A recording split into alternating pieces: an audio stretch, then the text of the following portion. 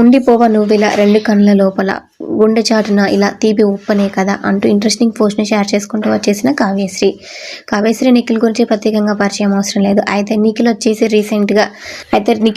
రీసెంట్గా వర్క్ పర్పస్గా ఏరోప్లేన్లో తను జర్నీ చేస్తున్న విజువల్స్ని అయితే షేర్ చేసుకుంటూ రావడం జరిగింది. కావ్యశ్రీ వచ్చేసి తన ఫ్రెండ్స్తో జర్నీ ఆ రోజు మొత్తం స్పెండ్ చేయడం జరిగింది. డే వెల్ స్పెంట్ అని క్యాప్షన్ పెట్టి వారితో కలిసి దిగిన ఫోటోని కావ్యశ్రీ షేర్ చేసుకుంటూ కనిపిస్తూ ఉన్నారు. ఇందులో తన ఫ్రెండ్స్తో కలిసి తను అయితే చాలా హ్యాపీగా ఉన్నారు.